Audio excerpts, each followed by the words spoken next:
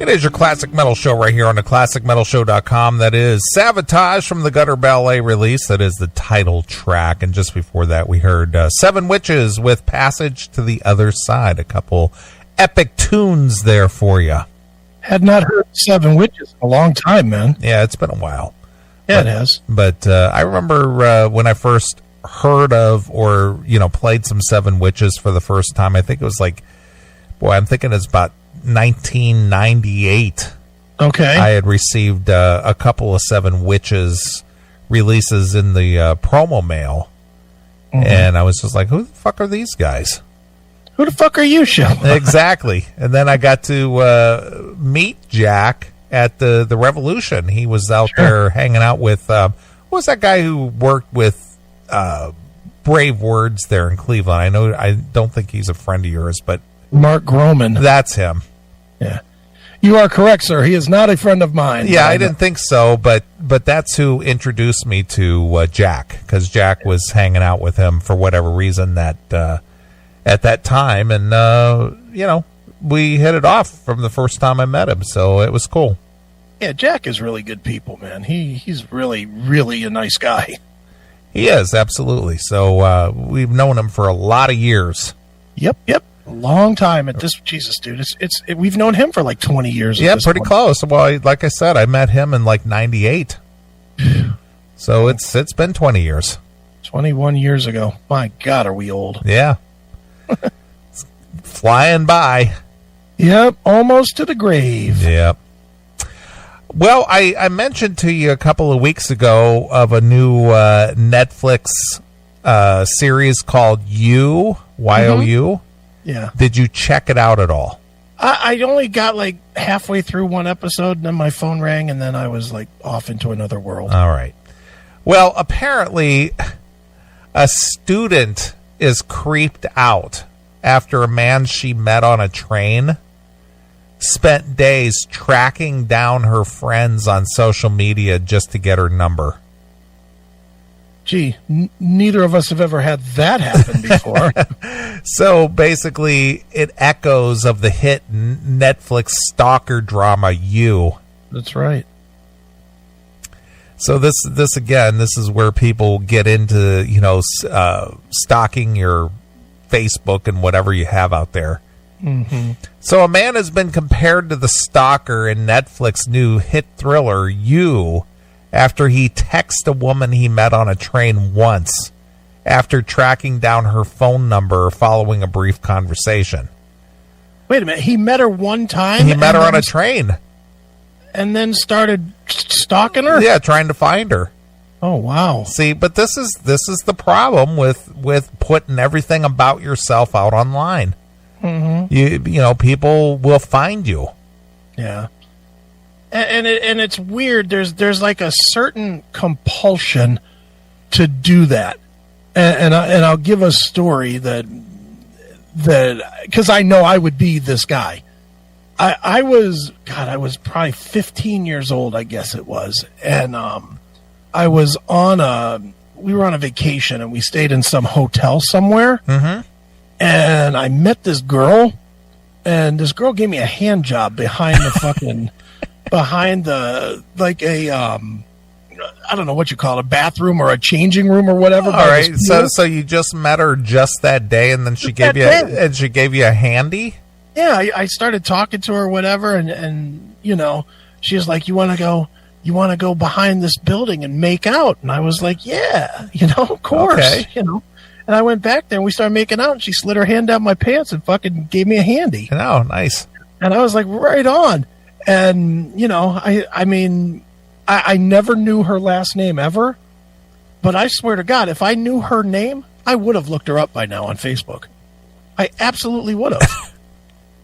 There's no question. And I know it would have been a completely weird, stupid, if I don't know that I would have actually ever approached her, but it would be a thought, at least, of, do I tell her that I was the kid at 15 she was jerked off, and then will I be deflated if she says which one? And, there's a lot of bad variables. There's not a lot that could go right with that story, but there is a thought of, man, if I knew her name, I'd look her up right now just to see what life had done to her. Well, and I had a similar, not the handy part, but I had a similar experience where I met this girl. Yeah. When I lived in California back in the mid 80s into the early 90s, there was this girl who used to come into the club that I worked at. Okay. And she was a smoking hot girl. She was she was like Filipino or something, but she wasn't like full Filipino. She was kind of a mix. Okay. And she would come in just dressed to the nines all the time. She would always wear very fashionable clothes, the short skirts, heels, makeup done, hair done just right. She was always just dressed to the nines. Just all right. Beautiful girl. Sure. Nice figure, pretty face. She was just a smoking hot girl. Okay. And she would come into the club by herself. I would never see her with like a boyfriend or anything. She would just come there, and she would hang out. And she would, her thing was that she would drink Long Island iced teas. Okay. And she was just a small girl. She might have been 5'5", 5'1" at the most. All right. And she would drink like 4 of these Long Island iced teas. Getting herself ready for the fucking Neely Hammer. Well, that never happened, but I did get to know her a little bit. Okay. I went over and talked to her and just kind of chit-chatted her up a little bit.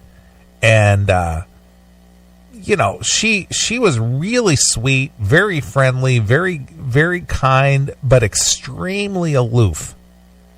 Wouldn't reveal a whole lot about herself.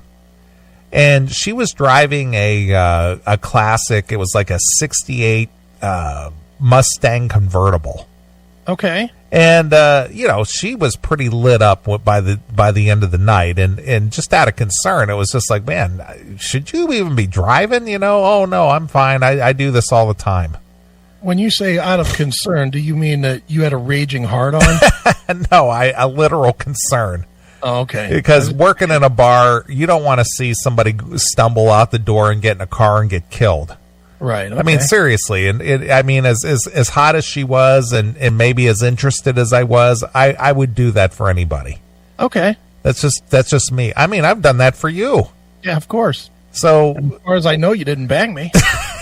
No, but I would never allow you to drive.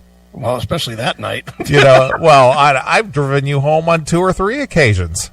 Well, that doesn't say that one's better than the other. Yeah, but my point is that I would do that for anybody. Yeah, I know. But regardless of this, I got to know her a little bit, and so she was walking out to her car, and I was just like, man, should you even be driving? And oh yeah, I'm fine. And she got in her car, and I was just kind of standing there talking to her.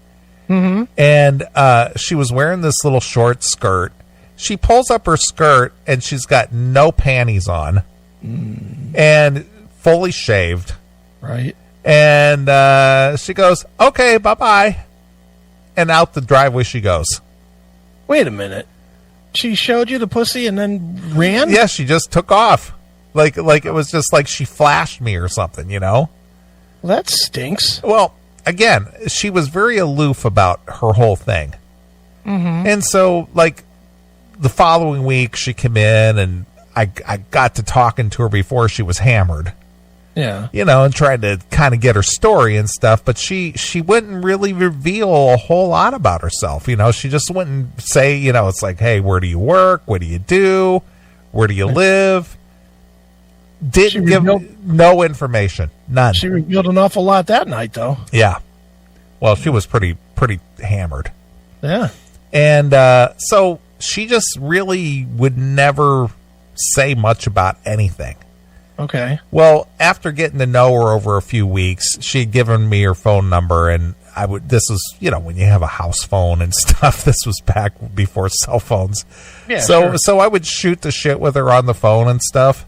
And I would just kind of like, what's your story? What do you do? Where do you go? And she revealed nothing. Like she was hiding something, right? So what did she say? She'd be like, oh, I just do this and that. Yeah. Well, the only thing I could the only thing I could come up with is that she was a kept woman. Like she was like a girl for hire type, not a prostitute, but like she's like some guy's. Sort of like a whore, but more a whore with gifts. Yeah. Like she didn't have to work because she was like kept, but she had her own place, but she had to go at his beck and call. Sure. Type of thing. Mm-hmm. And, I was just like, okay. So, and I kind of alluded to, well, let's go out. And she would just kind of rebuff my offers. Right. Like, well, I can't really do that kind of thing. Well, then one day she calls me up and she says, hey, I need you to do me a favor. And I'm like, well, what do you need? And she goes, well, can you drive me to the airport? It's like, well, okay, well, where are you going? Well, I'm going to go visit my mom in the Philippines. It's like, all right. And so I drove her to the airport, and as we're just talking, and she's like, if you lived in the Philippines, you'd be a wealthy man over there because I guess it's fairly cheap or something to live there. And, she was just talking to me and just as nice as could be. And she goes, well, I'll be in touch. And she just got out of the car at the airport and off she went. Never to be seen again. No. So I don't know, maybe a few weeks went by. Okay. And she came to the club. And it's like, oh, you're back, It's like, yeah, so again, I'm trying to figure out how do you travel and how do you pay for stuff and this other stuff, right? Because everything was a mystery. Okay. So, one day, just out of the blue, I just stopped hearing from her. Now I knew where she lived. She told me where she lived. And I hadn't seen or heard from her in weeks. I mean, just weeks and weeks went by, and I didn't hear anything. And I just, from concern, I just thought, I wonder what happened to her, Right. So I went by her place where she lived, and there was all this mail and papers and everything stacked up at her door. Okay. Because she lived like in this apartment. Sure. So all the mail and everything was like outside the door, just all stacked up there. Mm-hmm. It's like, what the fuck happened to that girl? She just like up and left, gone. Nowhere to be found. So of course, the worst comes to mind. It's like, did she get killed or something? Right. One of those deals. I don't remember how long of a time it went by, but out of the blue, she and some other girl comes into the club just, out of the blue. It's like, where have you been? And she goes, oh, I moved to Vegas. It's like, since when did you move to Vegas? She goes, oh, well, I moved to Vegas. No explanation, nothing. Okay. It's like, oh, okay. I said, I was really worried about you. I said, I haven't seen from you. I tried to call you. Your phone's disconnected. There's mail stacked up at your door. What's the deal? Oh, well, I just had to go. I just had to leave. Oh, boy. It's like, all right, and she goes, but, here's my address and here's my phone number and, this and that. It's like, so what are you doing? And she goes, well, I'm working at Palace Station. I'm a cocktail waitress. All right. Okay. And so a few weeks later, I had some time off and I thought I'm going to shoot up to Vegas and go over there. Okay. So I went up to Vegas. It was it was only 180 miles from where I lived at the time. And so I just Did you tell her you were coming or no? No. I just drove up there. I thought, well, she's working at Palace Station. Maybe I'll just catch her over there. Okay. And so I went to Palace Station, and sure as shit, she was working there. All right. But she come walking up, and she was like bruised all over the place. Oh, boy. And I was just like, what the fuck happened to you? And she's like, oh, well, I just run into the, to the machines and stuff. Yeah. And I go, those bruises aren't from running into the machines while you're cocktail waiter. What's going on with you? Mm-hmm. Everything was just a shroud of mystery with this girl. Right. Maybe that was the guy's last name, Machine. Yeah, could have been. Could have been. And so, I was just like, oh boy, something bad is going on here. Mm-hmm. So I was leaving the next day, and as I was leaving town, she had given me her address, and I drove by her place there, and her car was parked out front. And so I went up and knocked on the door. I didn't know what her deal was. Right. And nobody answered the door, so I went back to my car, and I was about ready to leave. I was actually writing a note, and I was going to stick it on her windshield to say, hey, I had stopped by to see you. You weren't here or something, and then I was going to leave. Well, while I was sitting there writing a note, she comes out of the apartment and comes to the car, and I just happened to be, I was parked right next to her car, and I rolled down the window, and I'm just like, hey, and she goes, oh, what are you doing here? And I said, well, I was just going back home. I just thought I'd stop by and see you before you left, And she just looked horrible. just horrible? Like destroyed, horrible, beat down, right? Maybe drugged, drugged, no sleep. Yeah, that's basically what she looked like. Gray-skinned look. Well, the thing is that she was a very, very attractive girl, but boy, to see her like that, it was like she had fallen 10 rungs. Jeez. And it was just like, boy, this just breaks my heart to see this. What is going on with you?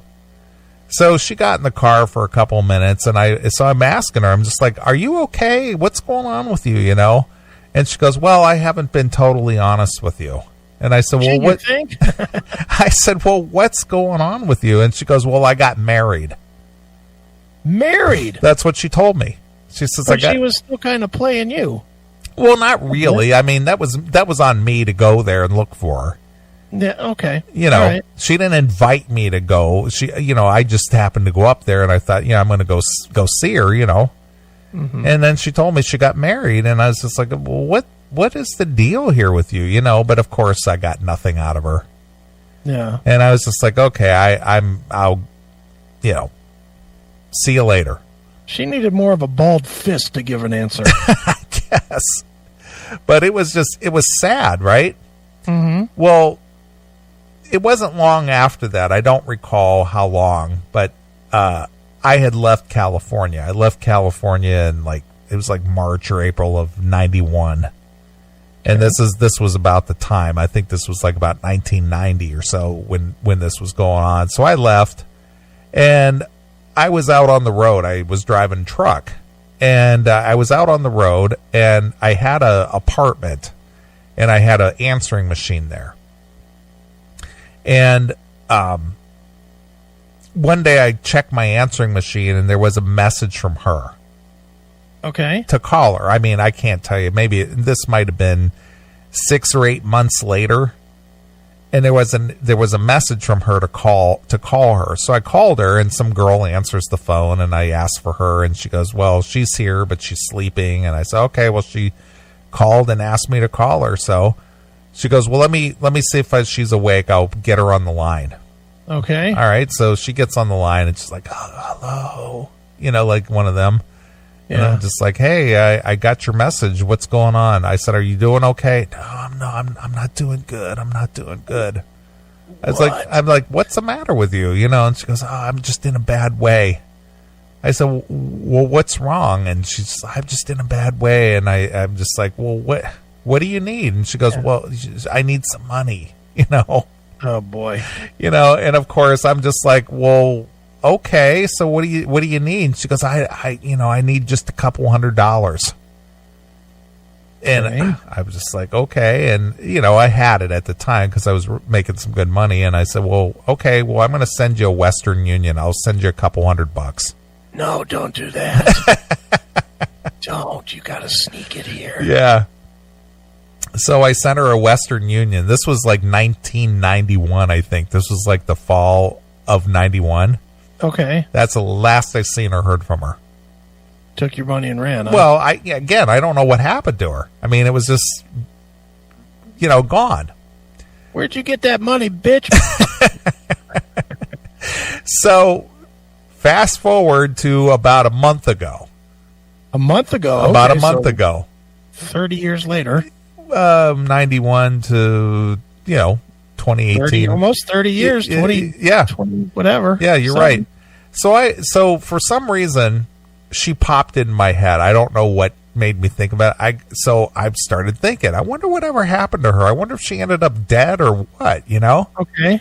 So I started using one of those U.S. people search.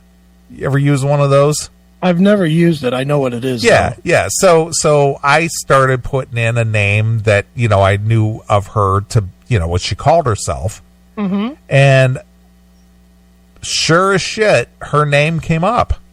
Okay. But then attached to her name was like 10 aliases. Oh, boy. Yeah. And yeah, about 10 aliases. Just a whole combination of different names. Oh, man. It was crazy. but I found out that she lives in Texas now. Okay. And that's as far as it went. It's not like I would reach out and whatever, but it was just like, I was just curious, whatever happened to that girl? You think that she's like a scam artist? That I just goes don't from know. place to I place? really don't know what the deal is, but I looked at all, you know, might go by this, might go by this, might go by this. And are they all similar? Or Well, is it like, some of them are similar and some of them are totally different. like if her name was Jennifer, it says that her name's Denise or something. Yeah, yeah. Wow. But there was like combinations of her name, and then there were like completely different names that were not even related to the name that I knew her by. And, you know, but it had all the addresses there. And so I knew it was her because it had her apartment that she lived in when I met her, and it had the address where she lived in Vegas. And there was like probably 15 addresses attached to her profile, along with like 10 aliases. Yeah, you might want to never look that Well, one up again, dude. I agree with that, and but at least I know that she didn't die or something, you know. Or maybe she did, and somebody stole her identity and using all those fucking names. That's true as well. But that's the power of you know, the internet. Yeah, no kidding. But it was pretty crazy to see all those names and all those addresses and all those aliases and all that stuff attached to her. And you were like, woo, dodged a bullet with that one. Yeah, but I knew there was something just funky about that whole thing, and it was just like, wow, that's really sad. Yeah, it is. Jesus, it's crazy. Yeah. Crazy shit. Yep. All right, well, getting back to the story, Okay.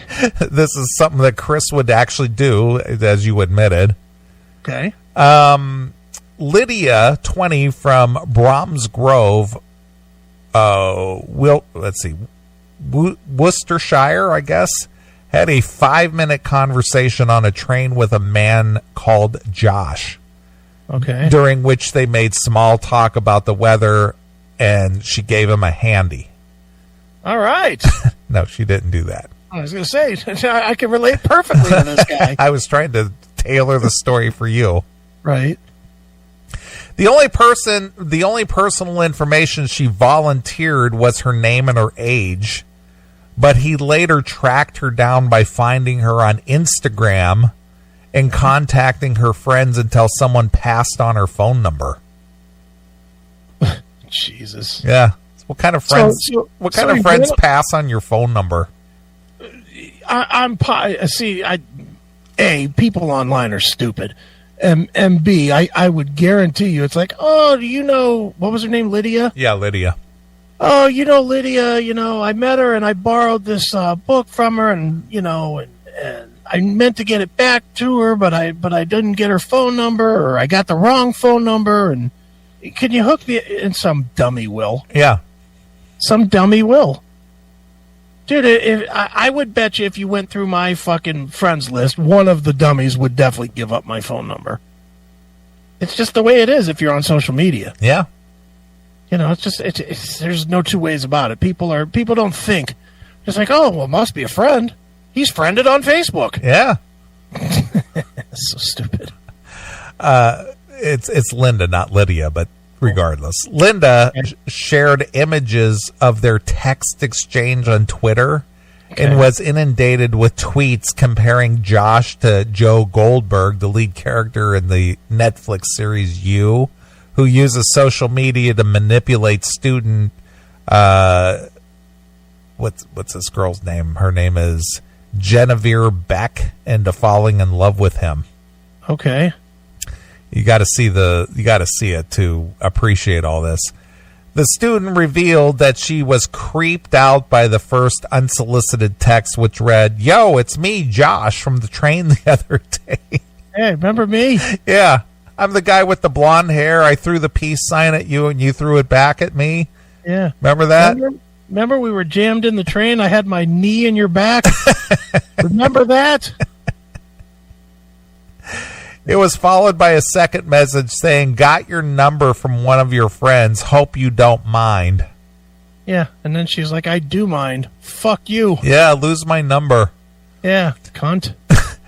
Confused, Linda... Wait a minute. How fast would you have blocked that number? Immediately. Like, before you finished reading the message, right? Yeah, I don't think I would have even replied. No, of course not. You'd have blocked it immediately. Of course. People stink. Yeah. I mean, if you're not in my list and I get a text out of the blue, yeah, no way am I answering it. Yeah, and you're almost always blocking it. Yeah. Yeah. I get this text. I one of my less brilliant moves of all time. There was a guy that was selling Mac software on Craigslist. Okay. And it said that you could email or text. And stupid ass me, I texted this guy. I texted him just saying, "Hey, do you still have the whatever it was, Adobe Photoshop or what?" I don't remember what it was. Doesn't matter. So I texted him, "Hey, do you still have it?" And he was like, "Yeah, I have it." And then he gave me the price, and it was too much, so I didn't buy it, right? This fucking guy texts me from different phone numbers every 3 months saying, "Hey, do you remember I'm Clyde?" And I know his name is Clyde. "I'm Clyde, the guy you spoke to previously about buying software. Do you still need any?"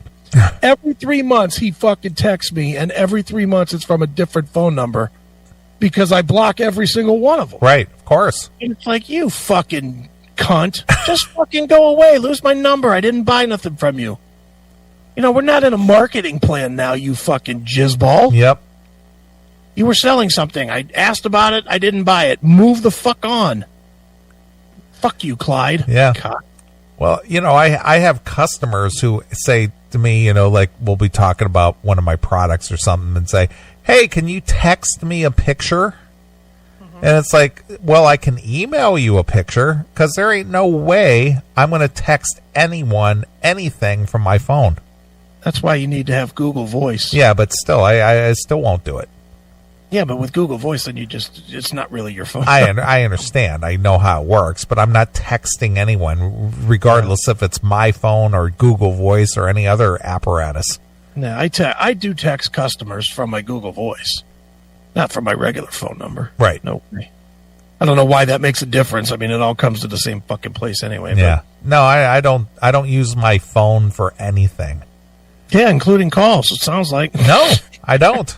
It's like, no. Your phone is literally an emergency thing.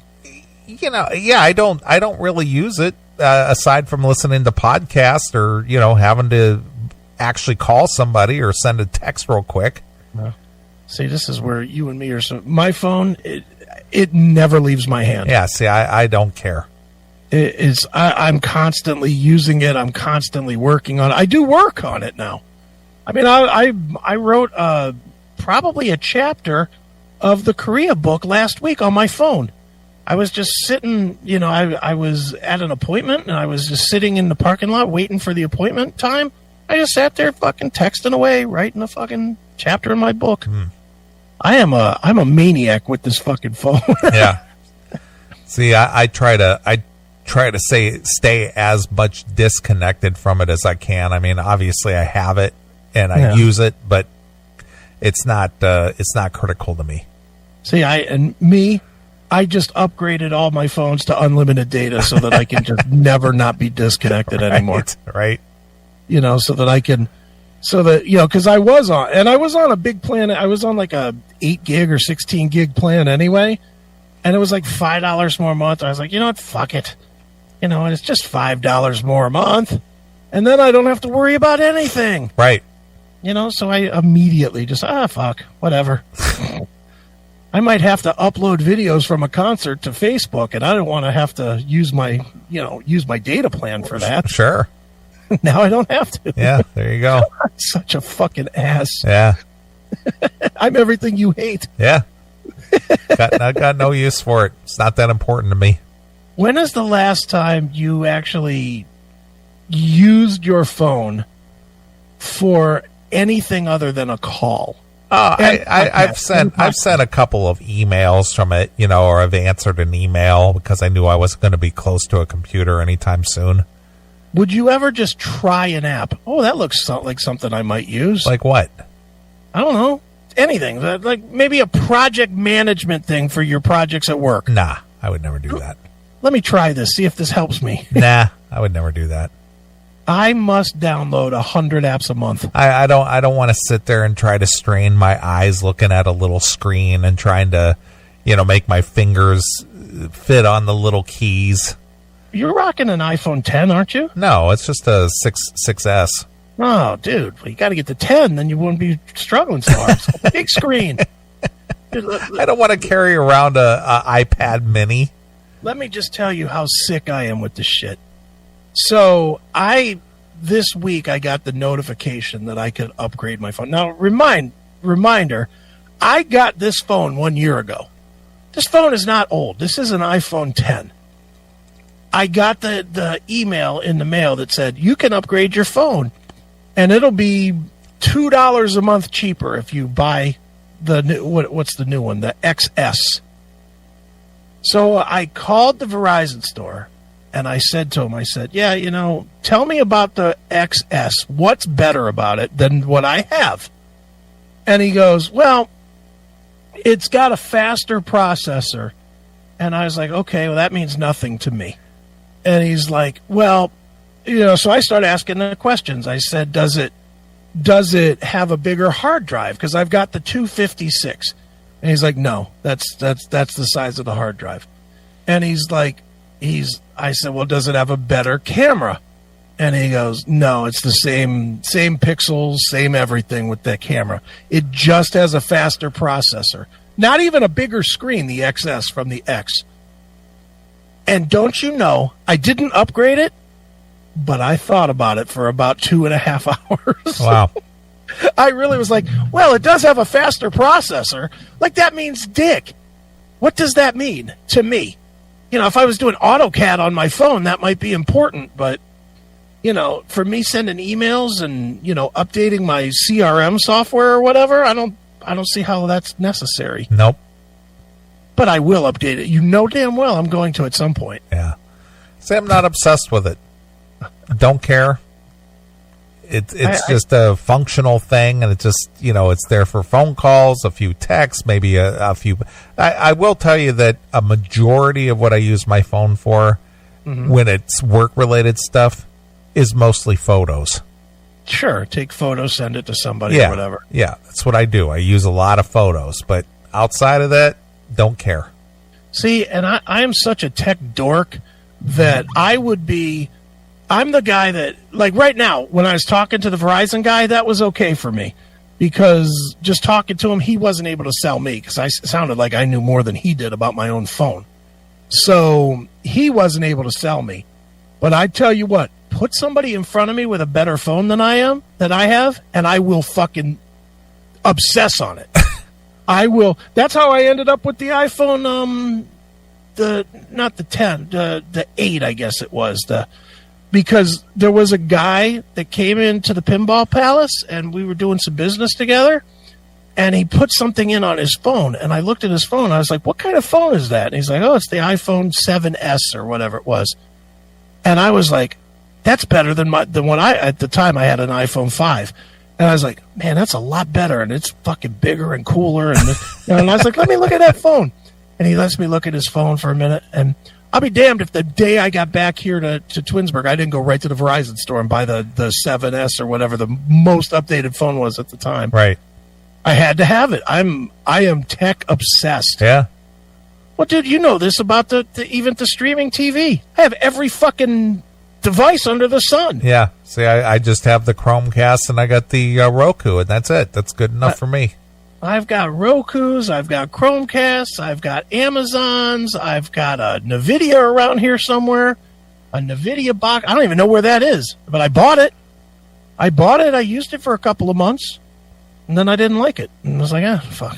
Throw it on the one that I did buy that didn't sell me on it, even though I upgraded it all, was the Amazon Fire Stick. Yeah, those can be a little slow. You know, I bought that. I upgraded it. I did all the firmware shit, put all that shit on there, and it was just too cumbersome to use. It just wasn't easy. Yeah, that's why you have to have the Fire box. Yeah, well, regardless of that, I just didn't find any value in that at all. And it's just like, you know what? Whatever. Yeah. Well, dude, you have to have the right you have to have the right machine for the right TV. Because, like, in my bedroom, I like to use the Apple TV. Right. Because with the Apple TV, I can just talk to my remote, and that way I don't have to get up looking for anything. Well, the Roku, you could talk to your remote if you'd like. Yeah, it's a little bit different. with the Roku, you can do that with certain apps. I gotcha. But other apps will not necessarily open correctly. With the Apple TV, you can plug in exactly what shows you watch. And right. It puts it on the TV sub app. And then when you talk to it, it works. And that's good for the living or for the bedroom, but not the living room. Right. The living room, I have to have the Fire box because I need to have more access to various things. But unfortunately, the Fire Amazon doesn't work with Google, so I also have to have a Chromecast on that TV so that I can watch YouTube TV. Well, personally, I like to have the Fire box in the bedroom myself, but that's just me. Yeah, well, I think everybody's looking for a Firebox for the bedroom, but unfortunately, the Firebox I have wouldn't do me any good in the bedroom. Yeah. I learned how to just get by on the minimum. I don't need a lot of shit. Yeah, well, I'm not a stuff guy. I mean, you've been here. I'm definitely not a stuff guy. But certain things, technology, I am definitely a stuff guy. Sure. But just with tech, I always got to have the really good computers. I always buy highest-end computers and highest-end tech shit, and I experiment with my tech shit. But, even like cars or whatever, I bought my car 5 years ago. I have no thought at all of ever getting rid of it. Right. For some miracle, I haven't wrecked it. And, as long as I don't wreck it, I'll drive that car for another 5-10 years. Well, I keep my cars a long time. I still have my Monty SS. I mean, I bought that in 06, and here it's 2019, so it's 13 years old. Yeah, but you know me. I usually wreck shit. Yeah. This is the first car I've ever not had a wreck in. Dude, did I tell you I almost did wreck it, though, on last week? No. Oh, my God. Dude, and this is like as close to wreck, and I don't know how I did not fucking wreck.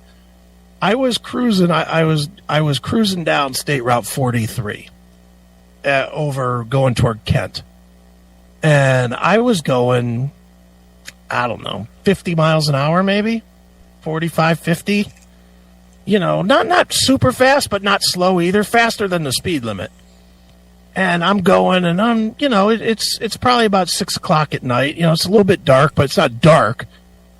All of a sudden, right in front of me, there was a car. There was a couple of cars. They fucking slam on their fucking brakes, and I am hauling ass. They were hauling ass. I guess I didn't see it exactly when they hit their brakes. I must have missed by like 1/10 of a second. Okay. And I was like, motherfuck, I am gonna hit. And I just jerked the wheel to the right, just praying that I wouldn't hit anything. And I went into the ditch, turfed out the ditch, skirted around these fucking 2 cars that stopped, and popped back out on the other side of the road without hitting the edge of the ditch, any of the cars, or what they were stopping for was deer that were running across the street.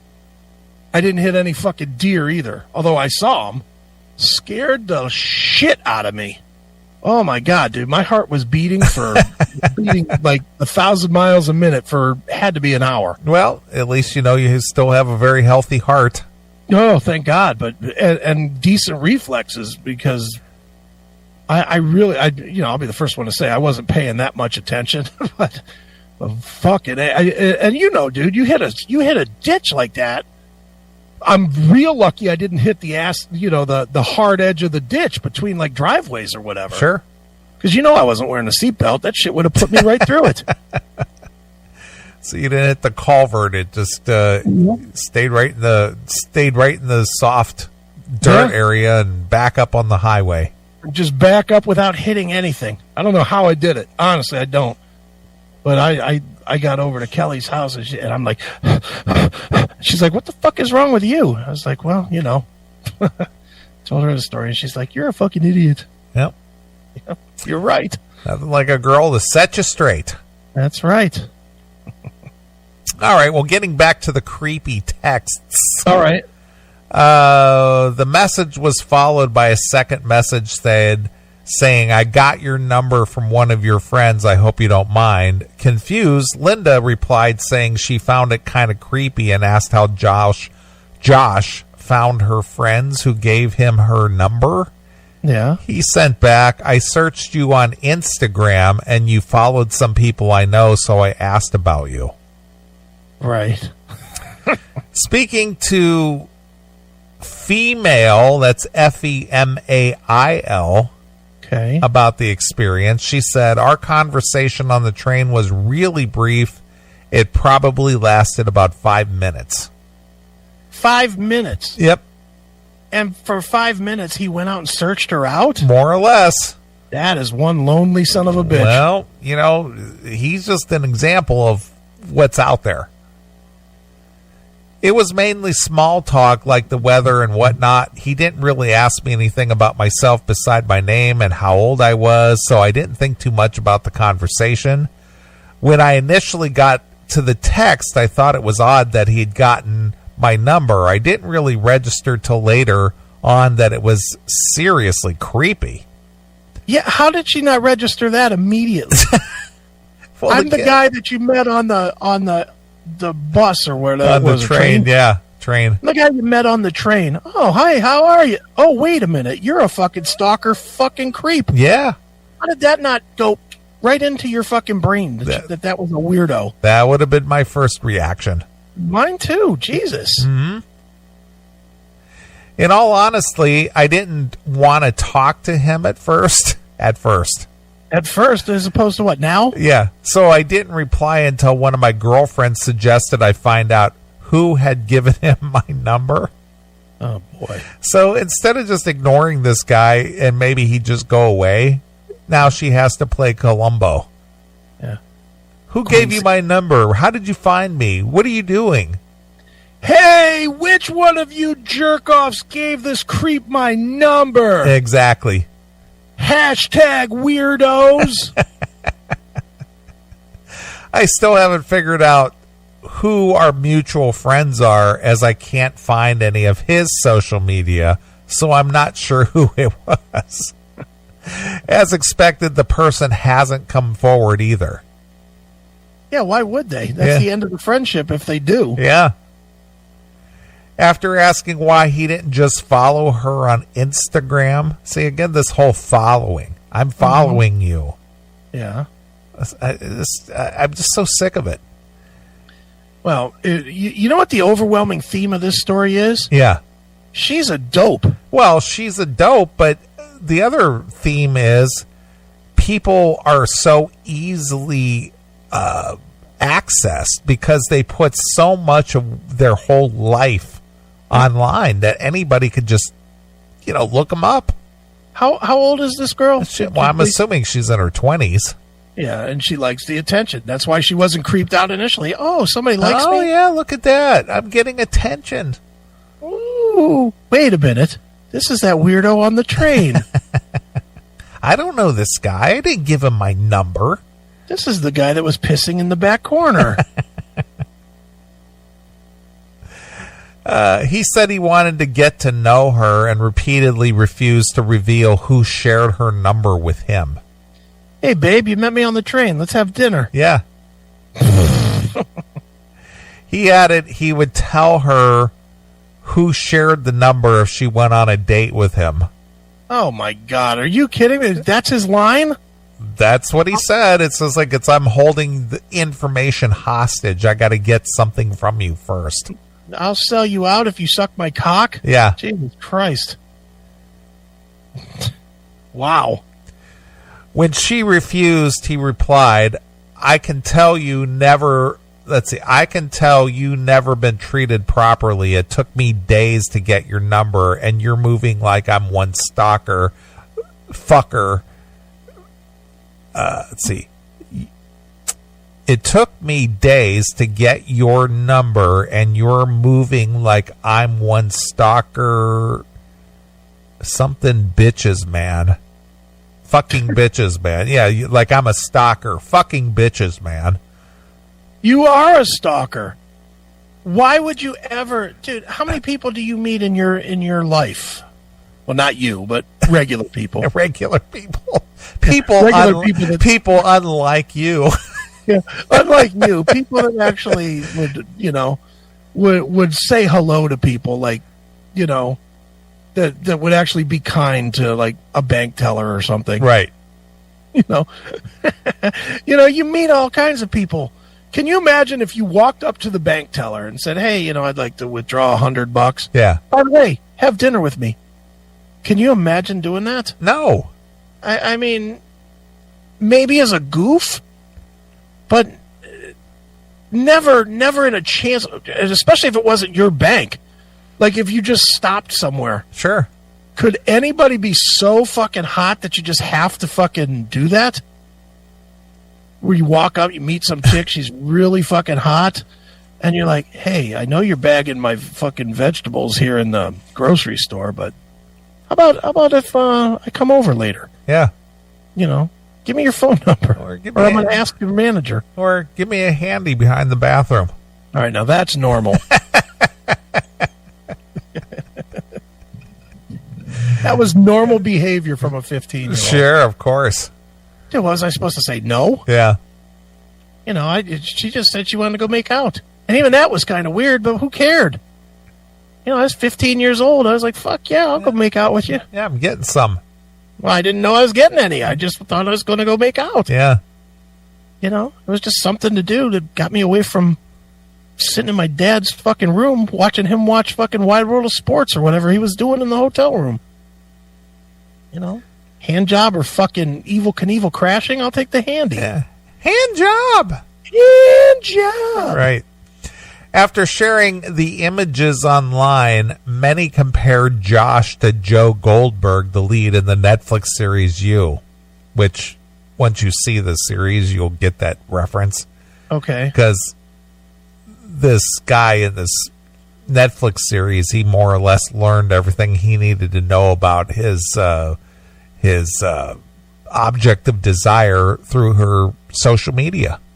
Well, yeah, social media. Most people have their whole life out there. Well, this girl in this Netflix special, she basically had everything about herself out there on her Facebook, and all he had to do was look her up and see all her photos and selfies and this and that. And he just tailored his himself to appeal to the things that he saw that interested her.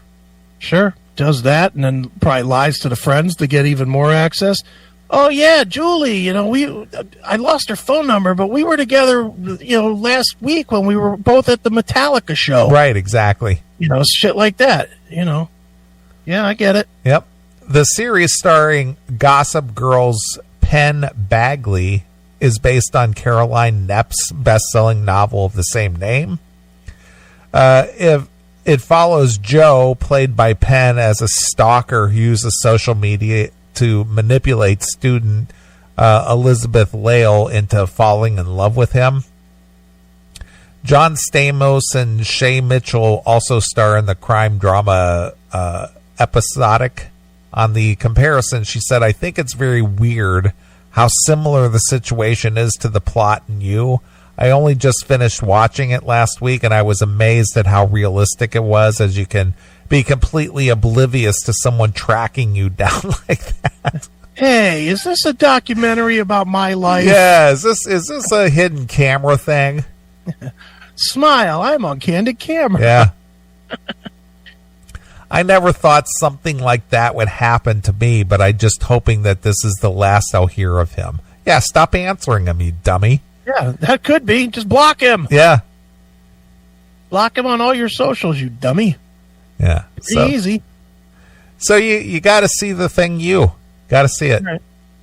I added it to my watch list, but that watch list is like endless. Yeah, because they did a real good. Netflix did a real good job with it. Yeah. So you'll definitely appreciate it as you get into it a little bit more. Well, maybe I'll put what I'm currently watching aside. Not that it's bad, but it's a little slow. The show Informer. Have you watched that one yet? No, I have not. It's all, espionage and, spies and shit like that. I gotcha. It's on Am Prime. Good stuff.